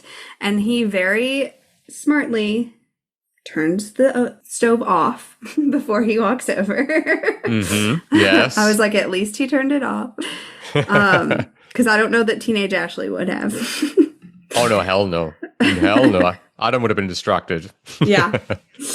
And she reassures him, nothing's going to change. You don't have to constantly impress me. I'm not going to dump you because you're a terrible cook. And he's on the defensive. I wouldn't say terrible. I was like, that's so Tao to be like, wait. Let's back up a second. Yeah. So she convinces him to let her order the Domino's. Yeah. And he has so much love to give, and he is like always giving it. He's constantly like trying to take care, and he doesn't go about it the right way sometimes, but his intention is always like love and protection.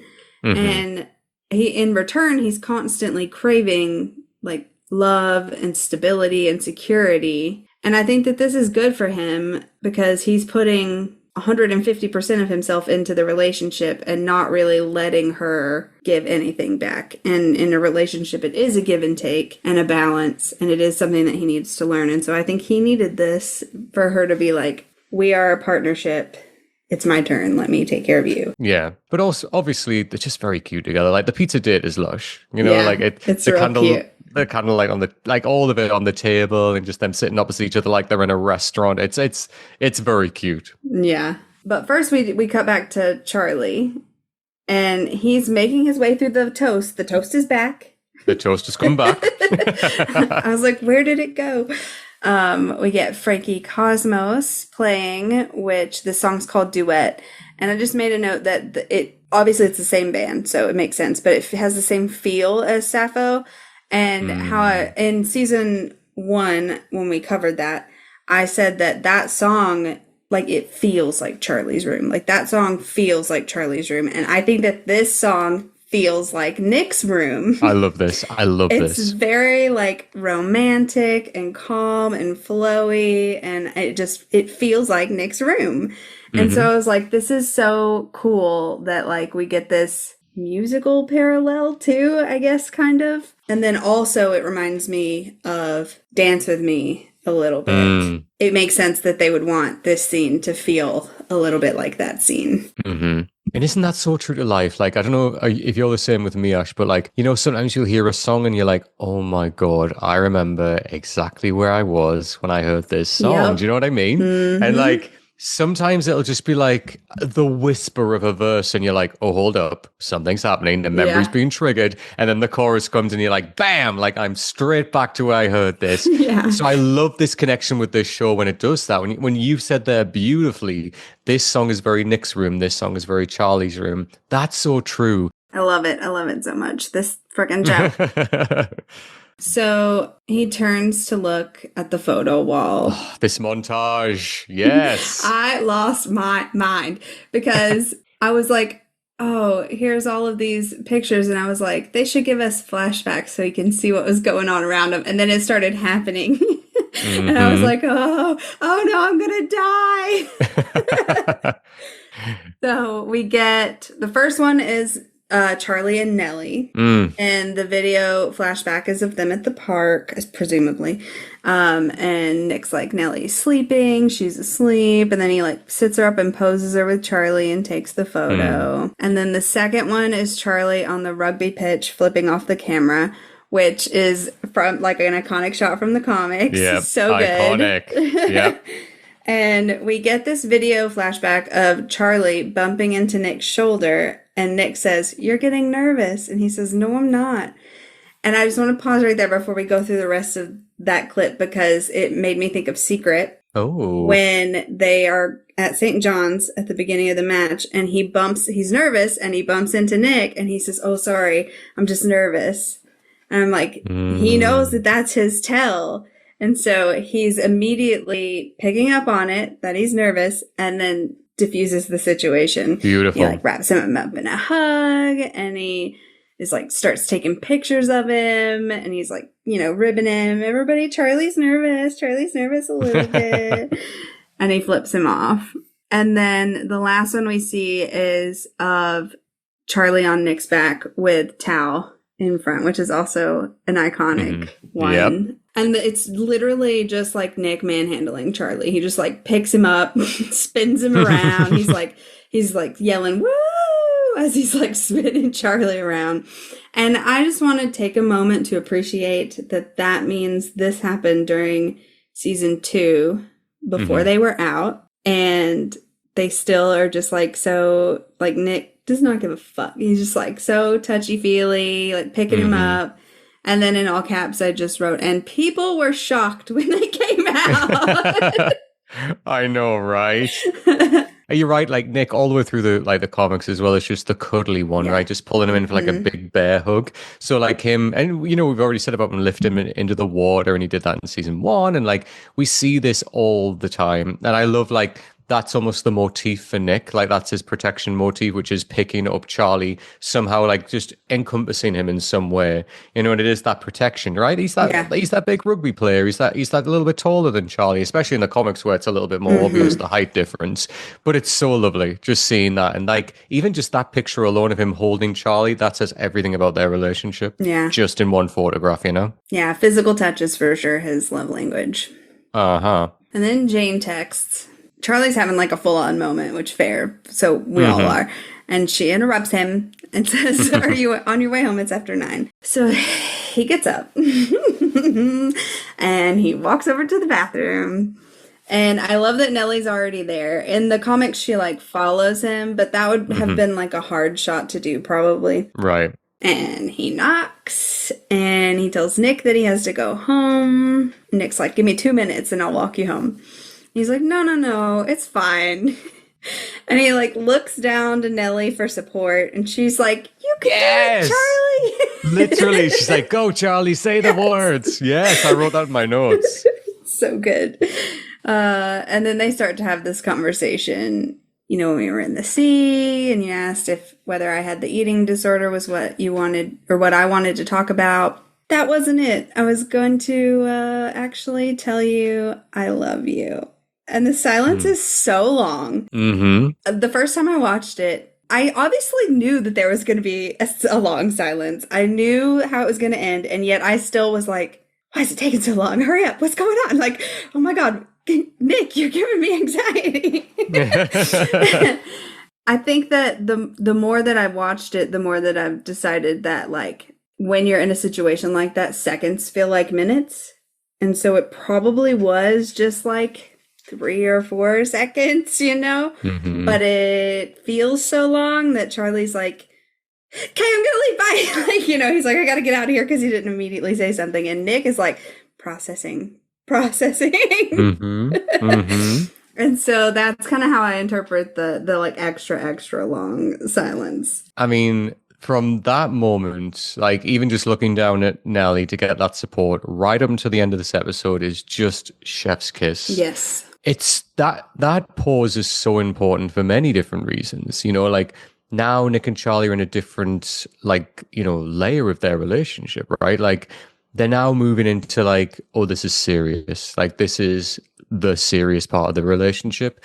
And what's really beautiful about all of this is that Charlie's always been the one who's like really kind of, you know, oh, but what if Nick feels this way? I don't want to pressure him. I don't want to do this. I don't want to do that. He's always thinking about the effect that he can have on Nick. Yeah. But this is the best effect. Had they said it earlier, like, you know, at the end of season 1, it wouldn't have made sense, right? Because they were still figuring each other out. They were still learning about each other. And of course, there was a lot of like those feelings there for each other, a lot of the attraction and all of that.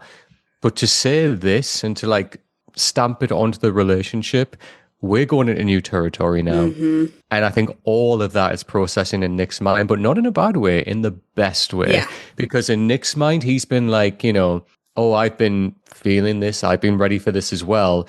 It's happening right now while I'm in the shower, but okay. But then it's like suddenly like when you unlock a new part of like, I don't know, like your mind or memory, and suddenly all of this new information comes into your head. You can see that on Nick's face where he's like, oh, wow, we're in this relationship now.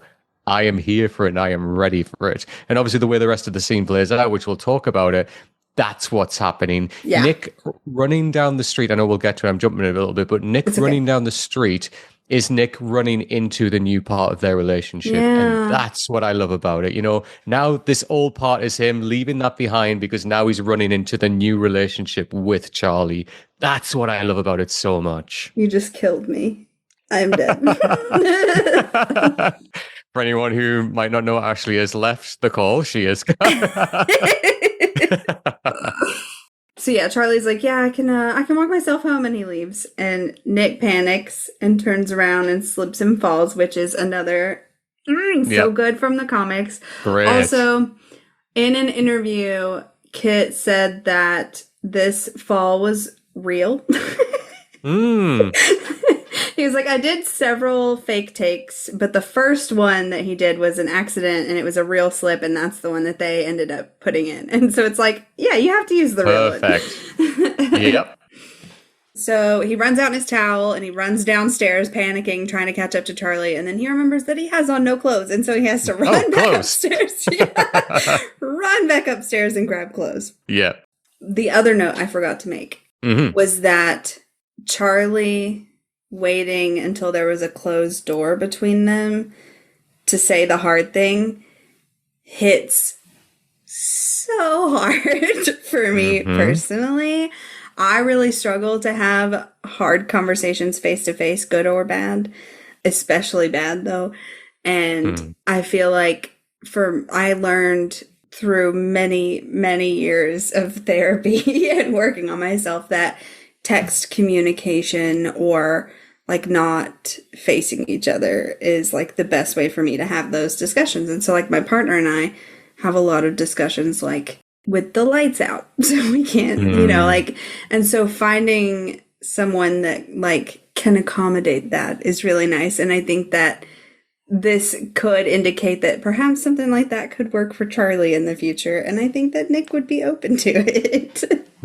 Yeah, I think that's really interesting. Thank you for sharing that, Ash. That makes a lot of sense. And you kind of look at the back at that scene. It's so powerful because it is through a door and they can't see each other. For all that, they see each other, but they can't see each other in this particular moment. But also, like, look at the space that they're both in when that happens, right? Like, Charlie's in this really well-lit landing, like, at the top of the stairs. He has an exit right next to him. He's got the dog for support as well, which I adore. But he's in this space of clarity, right? Where he knows exactly how he feels. This is happening. That one glance at the dog is actually, it's going to happen right now. Yeah. And for all that there is a door there, they're still together. You know, like the barrier isn't a barrier that is like, you know, it's not something between them. They are separated, but they are still together. You know what I'm saying?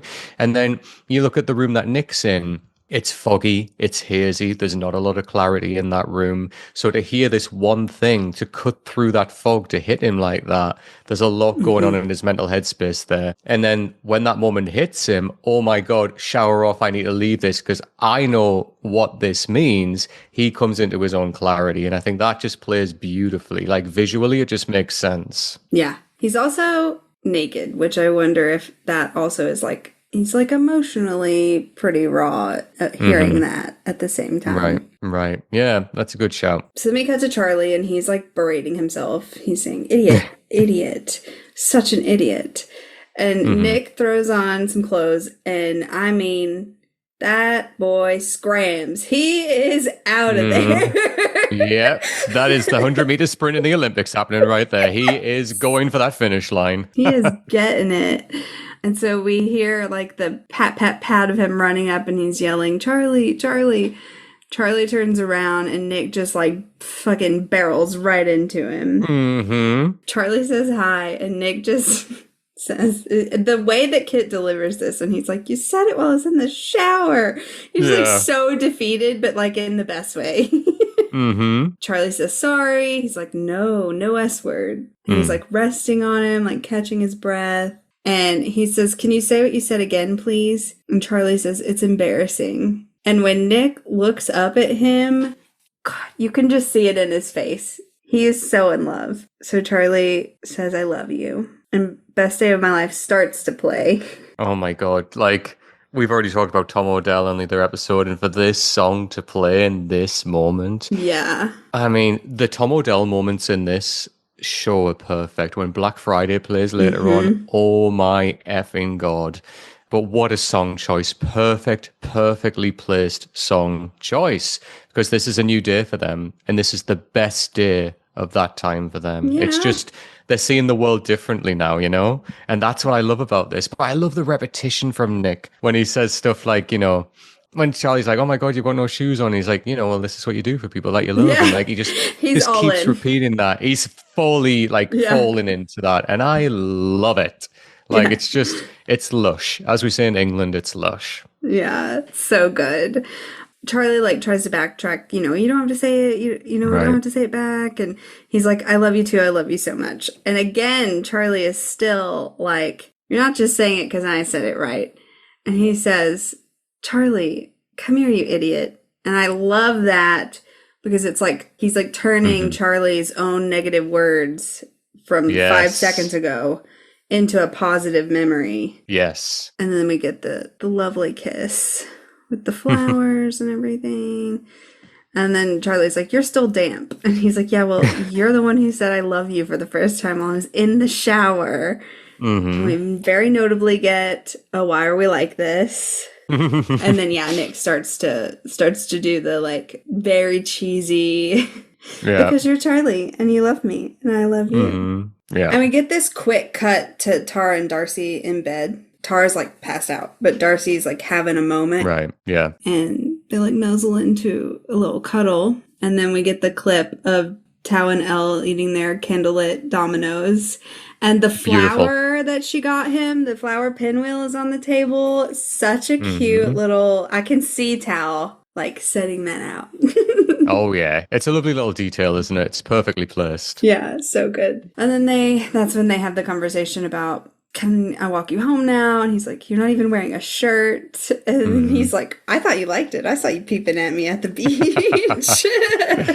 And he's like, I was not peeping. And he says, it's allowed. We're in love. I'm glad that they didn't change this stuff, because that bit is from the comics, and I was like, it's cringy, but it's cringy in the cutest way. And so, like, I was afraid that they were going to cut it for the show or change it in some way. But I'm glad that they kept that cheesy goodness as is. Yeah. And they're allowed to have that, like they're allowed to have that because they've just said it, and like, they're both on cloud nine right now. So like words don't make sense. Like everything doesn't make sense right now. I mean, Nick's standing there with like no t-shirt on, just a hoodie, no shoes for God's sake. Yeah. Things don't make sense to them right now, but they're in their own little bubble and the rest of the world doesn't exist. So whatever language they want to speak into each other, that's what matters. Is it cheesy to us watching? Of course it is. But to them, it's everything. And that's what matters to them in that moment, Yeah. It's like nothing makes sense, but also everything makes sense, all at the same time. Right. Everything's fallen into place now, but at the same time, this is a new place. Yeah. And I love Nick being like, that's how in love I am. I think you'd do the same for me. And he's like, yeah, I would. And then we end with like the flowers floating into the titles. Yeah. And then we all fall to the floor.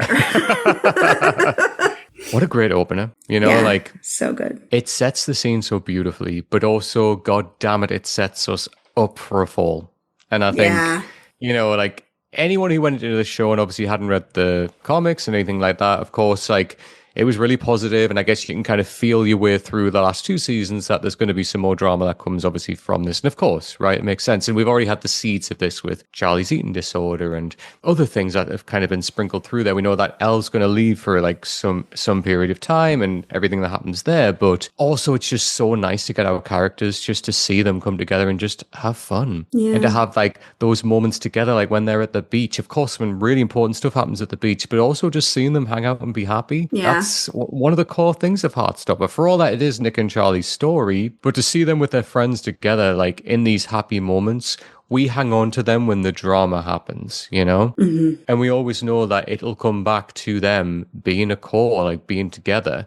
And especially the way the season ends, when there is going to be a separation, we hang on to these moments. So I think the episode for me, it kind of reminds us of like the magic of when they're all together, because they're a great group. They all love each other. They all know each other. They all respect each other, and like Nick's found his people, moved from a very different friend group to this friend group. Charlie's really opened himself up to have more people in his life now and to rely on more people now. And it's wonderful. It's setting everything up. Yeah. And ends perfectly. We get the I love you. It's not like lesser shows that would have been dragged out to the end. We get this from the get-go because we're moving into new territory with this relationship. And that I love you really spreads out into many different things. We're moving into more of an adult relationship now, which we see later on. But man, what a great start. What a great opening. We're really kind of at the start of our journey with every character. And they're all weaving into each other, so by the end, we see all the journeys crossing over, and it's because the opening was so strong. Yeah, I definitely agree. All the feels, all the emotions. I just love them so much. They're like your babies. Yeah, they are. That's literally what I call them.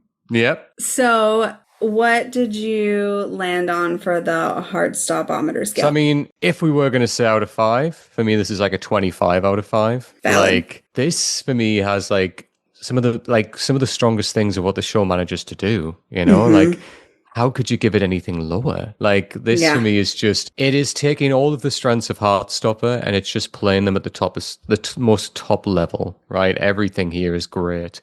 I genuinely like love this episode. Like, it's one of the episodes where, and especially in a season where you leave some episodes when you're like, oh my God, this is really clinging on me in the worst way. Or like, wow, what have I just watched?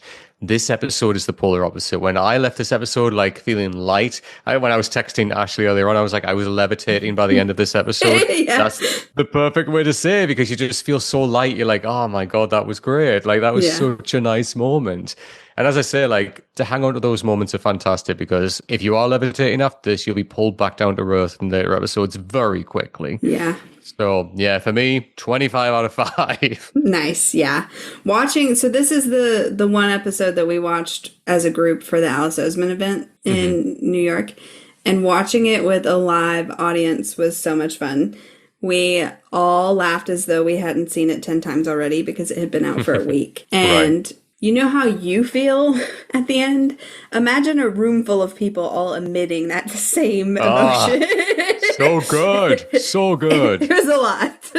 I bet. Everyone's levitating in the room together. Yes. Exactly. I gave it a 700 billion. Absolutely valid.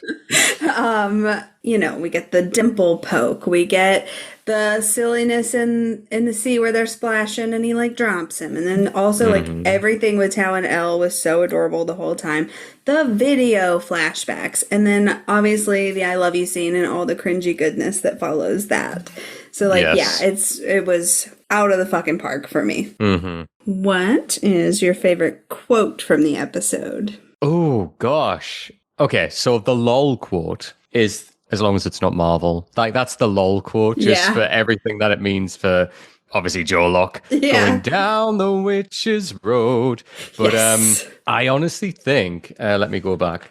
I think my favorite, and this might be a little bit of a surprise, but it's the conversation between Nick and Tara when she says, "You're doing your best," and he says, "So are you." Yeah. And like the look they give each other. We talk about looks a lot in this. We talk about between the two people that are in a relationship. These two people are in a friendship, but the way they look at each other in that moment, they get each other. That look says like, oh, you're going through some stuff with your partner. You're going through some stuff with your partner. We haven't explicitly gone into detail, but we understand where each other are. Yeah. And we know that we can rely on each other. So that for me was just, it's such a small moment in the episode, but for me, it's so important, not only for their friendship and their relationship, which I absolutely adore, but the learning they both take from that and that they are learning from each other. I absolutely love that. It's just beautiful. Solid choice. I am going to go with the I love you scene, just like... I mean, yeah. I thought long and hard about some others, but I was like, no, this is the first I love you. Like, I'm going to go with that. From I love you too, to like the come here, you idiot. Like, I am deceased. So that's where I'm going. My two runners up I wrote down are both fun ones. I think David's stolen my goggles. I don't know why that cracks me up so much, but I love it. Right. And it pleased me so much that they included it. So that was on the list. And also, I'm bringing the fun. Yes. Queen always is. All right, so that wraps us up for today. We will be back in 2 weeks with Season 3, Episode 2, Home. Yeah. If you want to follow us online, we are at Why Are We Cast on all platforms. And if you like this, please consider rating and reviewing us. Until next time, bye. Bye.